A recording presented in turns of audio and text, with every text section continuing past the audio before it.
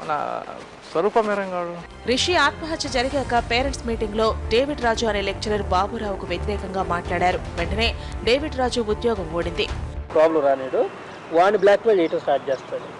ఎవడైతే కంప్లైంట్ ఇచ్చిండు, ఎవడైతే కంప్లైంట్ చేయబడింది ఎవడి మీద అయితే వాడి ప్రస్తుతానికి టెంపరీ రిలీఫ్ ఇచ్చేస్తాడు. చూసుకుంటాడు. తర్వాత ఈయన వాడుకుంటాడు. ఎలా అని ఏ రకంగానే వాడతాడు. మందు కోసమే వాడుకుంటాడు, ఇంకా వేరే ఇల్లీగల్ యాక్టివిటీస్ వాడుకుంటాడు. ఏ రకంగా వాడి సపోర్ట్స్ కింద పెట్టుకొని ఉంటాడు. వాడు ఒక మాట చెప్తేనే చేసేయాలి వాడు. అలా చాలామంది పిల్లల మీద ఏమంటారు పేరెంట్స్ చెప్తానని బెదిరించి కొంతమందిని, యూనివర్సిటీ చెప్పి నేను డిస్మిస్ చేపిస్తున్నాను కొంతమందిని, నీకు ఇంటర్నల్స్ పాస్ చేయను ఇంకొంతమందిని.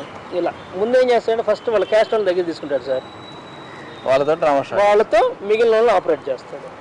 ఎవరైతే మాట వినట్లేదో వాడిని ఎలా ఆపరేట్ చేయాలంటే ఈయన డైరెక్ట్ సీన్లోకి వెళ్తాడు. మా అర్థమైంది మొన్న ఓ పిల్లోడు మాతో పాటు వచ్చి శ్రీనివాసరావు గారు ఉన్నారు కదా మంత్రి గారు, గంట శ్రీనివాసరావు గారు, ఆయన దగ్గరికి వచ్చిన 6 పిల్లలు వచ్చారు సార్ ఆ రోజు.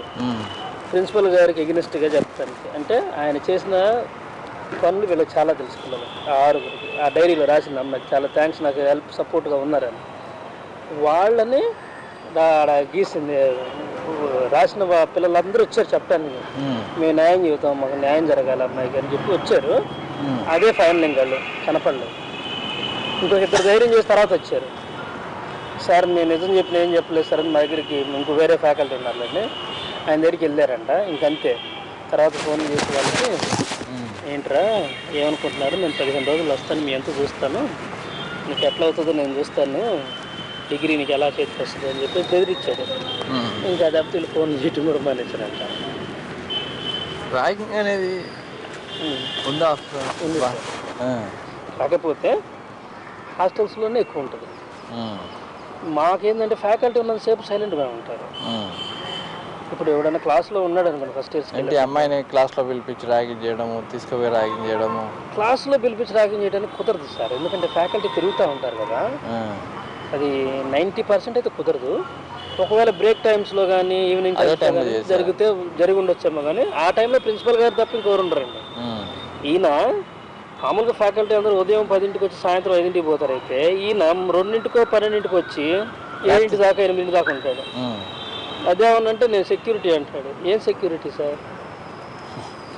అసలు సెక్యూరిటీ ఉంటుంది కదండి. పిల్లలందరికీ 4 దాకా క్లాసులు పెట్టాడు, 4 తర్వాత నుంచి క్లాసులు పెడతాడు 8 దాకా 10 దాకా. అది ఒకటి ఉంది. అది కూడా క్వశ్చన్ చేసాం మేము ఫ్యాకల్టీ